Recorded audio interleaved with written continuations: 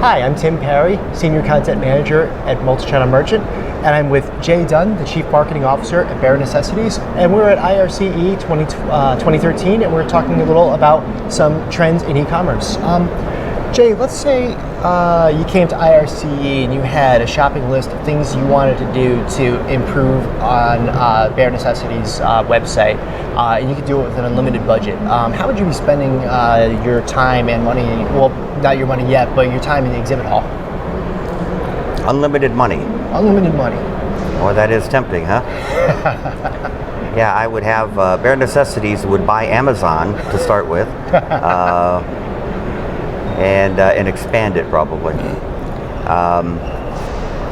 Yeah, I think if I were able to really concentrate on something that's of high interest to me in e-commerce, really be around the topic of dynamic pricing. The ability to be able to play the Google game in the ways that you can with PLA and all of the revealing of competitive pricing at the Google point before they ever even get to your website would give you a huge advantage. And I know there are some companies that can do part of that. It'd be great to find a solution that would allow companies within a particular segment to be able to on the fly adjust pricing.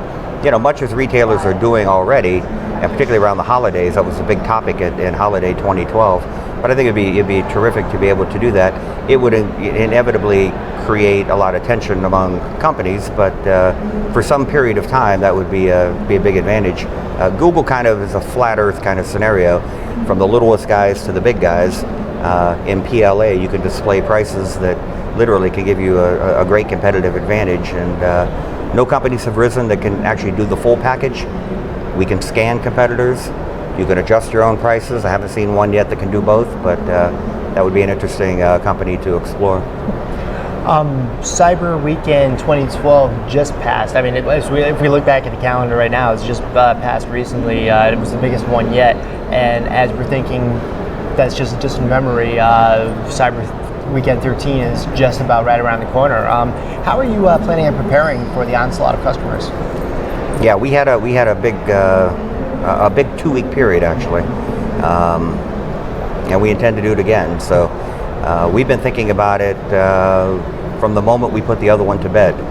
So we've actually had back-to-back very, very good holiday periods, and really I think that entire period is really extending into early November now. So it's very much matching what happens in bricks and mortar, which at times are already in their holiday in October. And I think e-com has certainly caught up with that. And I think pulling some sales forward into the earlier into November has certainly become the norm now. Our planning began very shortly after, and we're right in the thick of it right now. So we're putting final touches on the strategy and what we hope to achieve, and then the creative approaches and the particular deals that we may bring to the table we're working on. But obviously that's a time period where you have to win then, and we've got the 2 years that I've been at Bare Necessities, we've had very good growth both years, and I hope to do it again. Now, how about social media? How are you guys making the most of social media, and do you guys see that as a selling tool or a way to interact with fans, or is it a combination?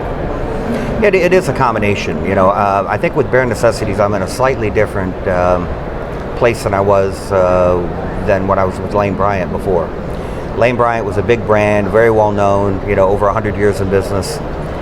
We had their fans that were true fanatics for the brand. And it was a niche, plus size women. So we started social media there in 2007, and it became a real force, not just from a brand standpoint, but as a revenue channel. Bare Necessities is slightly different insofar as we are online only. We don't have the presence that I had with 800 stores and 100 years of experience, but we're finding as we reach out and build our audience that we've got just as much opportunity to create excitement out there. It does lead to revenue. Bare Necessities, 100 years at Lane Bryant, 15 years at Bare Necessities. It's growing, it's getting stronger, and certainly something we spend a decent amount of time on, and we take it very serious. What are some of the things you guys are doing to attract the mobile shopper? Now we know the tablets fall under mobile, but tablets really more of a works more like a desktop computer when it comes to the shopper's mind. But do you think that when it comes to the smartphone itself, do you think that there's something that can be done to make smartphone shoppers make the acquisition as opposed to just doing research or doing showrooming? Well, I mean, I think there's a certain, there's a decent amount of transaction being done on smartphone. I look at it slightly different. At my organization, I've created a new language here, or at least a different language, because it's behavior-based. The behavior on a smartphone is different than tablet, which is different than e-commerce. So in my language, we now refer to it as MCOM, TCOM, and ECOM, so that we can distinguish how we approach it and what types of content and functionality we have in each of those devices. MCOM's got some issues. I mean, it's a small screen. It is very good for some things. It's not a ideal shopping platform. But we're going to have to find a way, as retailers in general, forget about just e-com, retailers in general, we're going to have to find a way to design for that device to impel a better shopping experience, a more simplified shopping experience. And in our case, we are launching a new MCOM platform and a new TCOM platform this summer.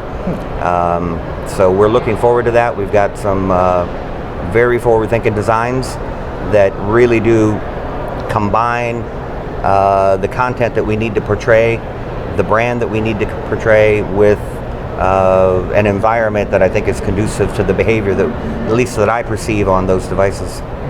As you're looking at designing the MCOM, ECOM, and TCOM, are you looking at going with responsive design, or are there other things you're thinking about to make sure you have the consistent customer experience? There are elements of responsive design in both of our platforms that we'll be launching. I don't think the full responsive design ideal, that you can design once and have it work across 3 platforms without modification. I don't think we're there for SKU heavy retail.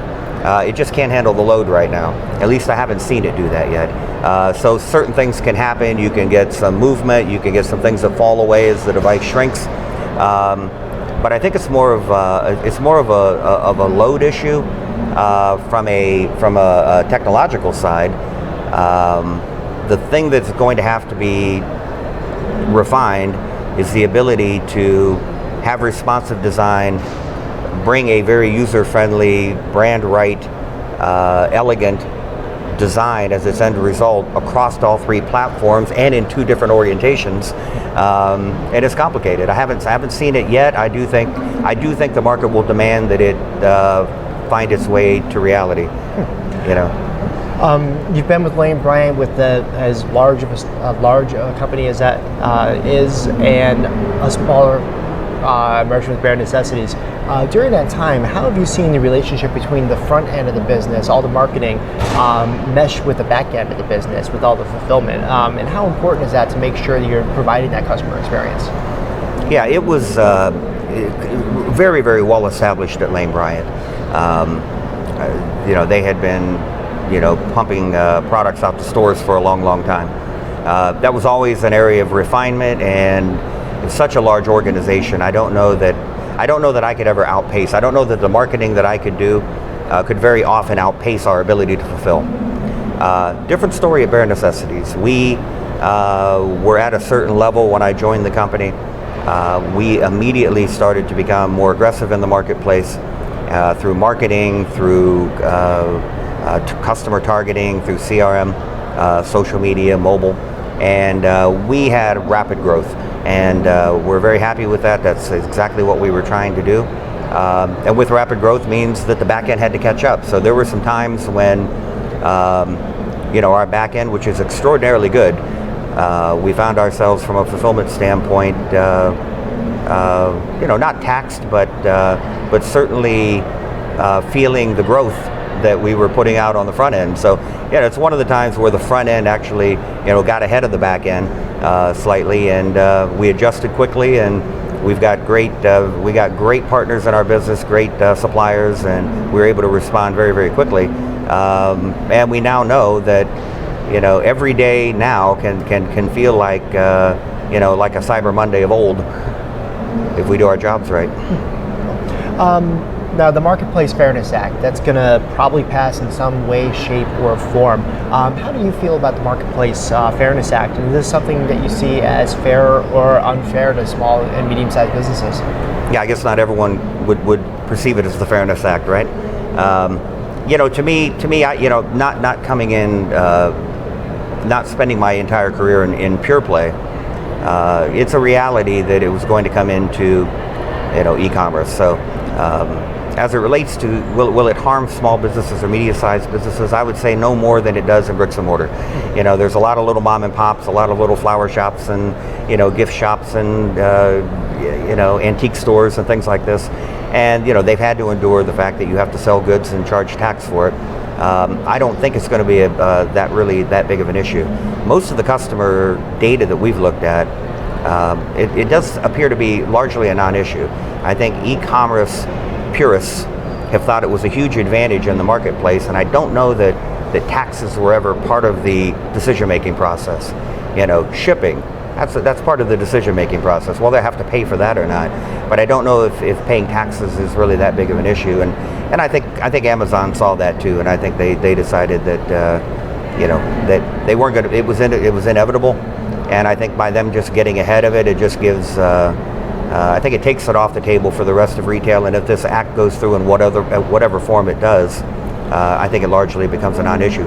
We're a country that taxes sales, so I think we will all be playing in that arena, and I think it just flattens it out. No, there's no advantage to it, and I don't think it dampens the customer enthusiasm for shopping online. Okay. Jay, thank you so much for spending time with us today at IRCE 2013, and enjoy the rest of the show. Great. Thank you.